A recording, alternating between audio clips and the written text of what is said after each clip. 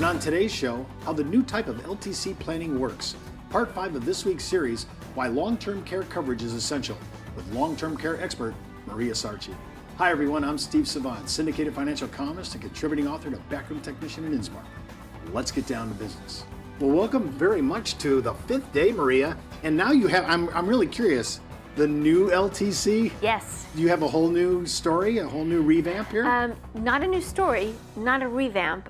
What I'm going to say is that care planning today is very different than it's been 10 years ago, 15 years ago, most certainly 20 years ago. So if advisors haven't really visited LTC land in a long time, this whole thing is totally reconfigured. It most certainly is. And what is most different today is that this is a consultative, dynamic, fluid experience with the consumer. Walk me through, I'm in my first meeting with my client. I know I want to talk about this, if nothing else, to indemnify myself from a lawsuit. After yesterday's show, if you didn't see yesterday, at the very end, Maria started talking about, hey, listen, you need to document that you actually brought this up to your client, especially if they're saying they're going to self-insure. That's right. So what's my first salvo in my discussion? How do I entree into this? Very, very first point is to ask the consumer that's across from you as the advisor if they've known anyone who's had a care event. Wow. First question. How many times did they say yes? Almost every time. Almost every time. Almost every time. Wow. If they don't know of someone who's received care, then they know of a caregiver, if they potentially have been one themselves. When you ask that question, the response that you get to it tells you 1,000 words. 1,000 words. Because it gives you the opportunity to understand what is driving that person to A, first tell you that story, B, to give you an inside peek to their emotion around what happened. What do they think about that? Is there concern about themselves, concerned about their own loved ones having to care for them? And more times than not, because we do know that care planning is consumer driven, the consumer's done their own research already. And they may not have known that you, the advisor, could have helped them with that. So they are going to outside resources. They're looking on the internet. They're calling, a 1-800 number that they may have seen advertised for a long-term care specialist. And so your clients are out there inquiring about care planning. And the best way for you to start the conversation is to ask them if they've known anyone who's had a care event, and then listen. And you said most of the time they say yes. Yes. Now, see, this is a complete consumer issue for me, because if they actually know people that have had a long-term care event, you would think they would be interested then. How can you exempt yourself from the long-term care conversation when you actually yourself know somebody that's went through an event? True, true. And often the response will be about a family member or a friend, as I said before, receiving care or as a caregiver. And what you'll hear the individual tell are not only stories about the financial impact, but the impact to the family as well. It's incredible how the dynamic changes. So when we talk about new LTC planning today, what we really mean is this consultative, holistic approach, because the marketplace has never been so rich with different solutions. Okay, so we've had the discussion. I told you I had a life event that I've been involved with. Maybe I was the caregiver, I know somebody. Okay, now what's my segue from, we have a common place to begin.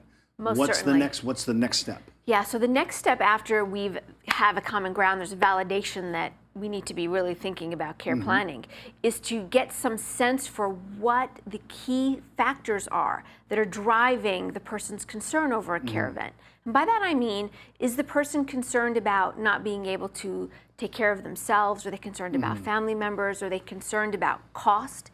Is it fear of not being able to remain in their own home? You want to find the 3 or 4 things that are really meaningful to your client about care planning and its objective. I have a question for you, because I think this is a huge one, because I seem to come across it myself. I'm interested if you do. Do you think most consumers are still in the mindset that when they think of long-term care planning, they're speaking automatically of nursing home confinement? I do believe that's a part of it. I don't think that individuals really understand what the options are. So 20 years ago, did we know what an assisted living facility was? No, I didn't. We did not. 20 years from now, there'll probably be a different form of care that we haven't even been able to think of today. So I think you're right, Steve. I think that people think about long-term care and they think automatically about nursing home.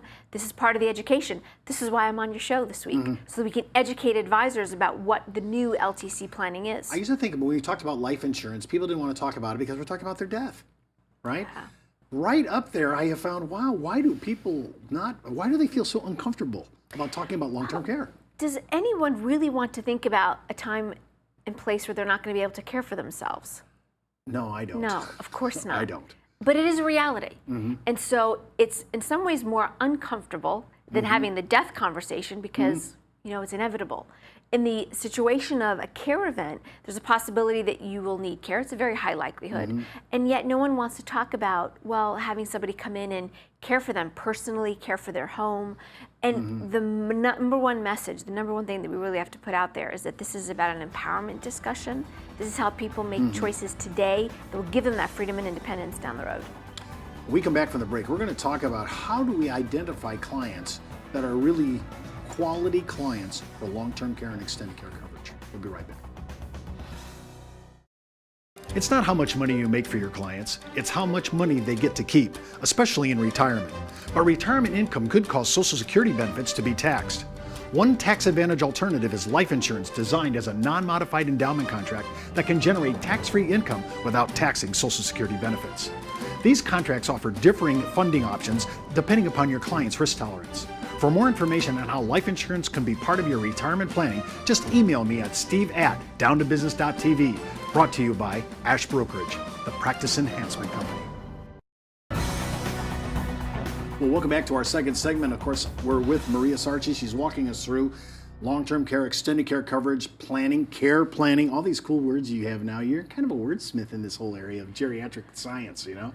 I just really enjoy it. Now, as an advisor, when I think about financial resources, I collect all the information. There's CDs or annuities, whatever they have. There's mutual funds, ETFs, their 401k. Is this what you're talking about? All sources of income, all sources of financial resources? It is, Steve, because you want to ensure that we've got a place, a starting point to help cover the cost for a long-term care insurance premium.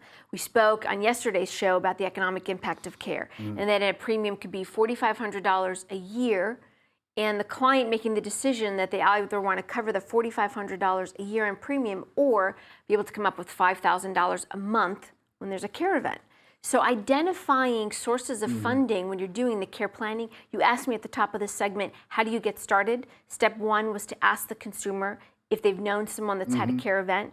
Step two is to identify key benefit drivers. What are they looking to achieve in this process? Well, number three is to help them identify sources of funding. Don't talk about something that's going to be outside of their budget because they'll shut down and not want to take next steps. That's a key sales procedure, really, in the conversation that you just introduced there. That's a key issue. It's important to identify where the funds will come from.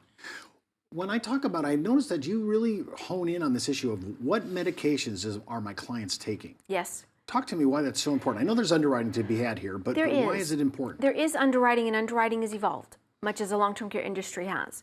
So where I'm assuming that's a good thing. Well, where someone may have been insurable 5 or 10 years ago, they may not be today for a similar medical condition. Where you've heard me talk over and over about aligning yourself with an LTC specialist, someone who's market intuitive and can really keep close to the advisor to teach him or her about all the changing factors, such as underwriting.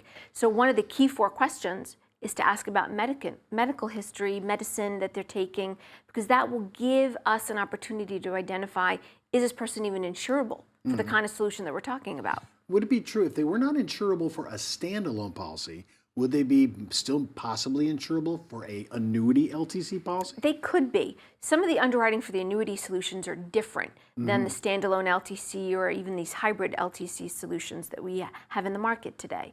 Where the annuity solutions may not dig as deep, there could be chance for underwriting.